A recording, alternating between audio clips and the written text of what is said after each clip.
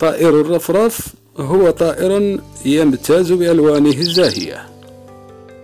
يعد من الطيور التي تمتلك ريشا باللون الأزرق، والذي ينتج عن وجود بعض الأصباغ، حيث أن هذا اللون ما هو إلا عبارة عن انعكاس الأشعة عن ريشه، إذ هو في الواقع شفاف اللون.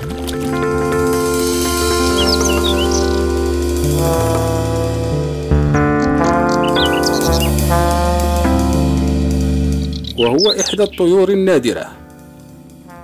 يوجد من طائر الرفراف 91 نوعا مختلفا حول العالم، وتختلف أحجامها باختلاف أنواعها.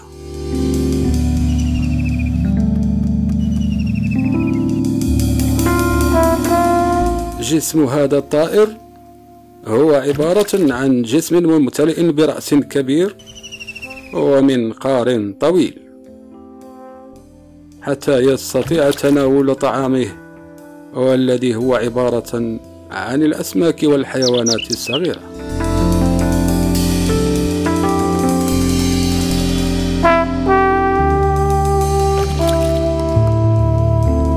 يعيش الرفراف في التجاويف، والتي تحفر عادة على ضفاف الأنهار وداخل الأشجار الفاسدة.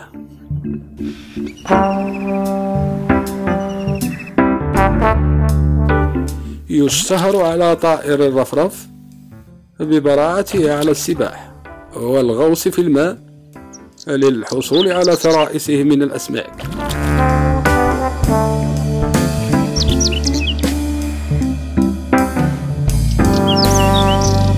كما تتم عملية صيد الفريسة عن طريق تعريضها للضرب مرارا وتكرارا على جذع شجرة أو جزء صلب حتى تفقد الوعي.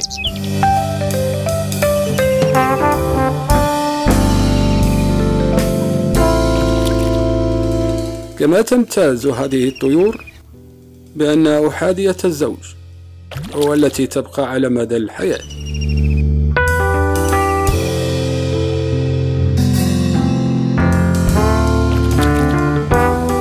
هذا الطائر معروف عنه أنه انعزالي، وهو مهدد بخطر الانقراض.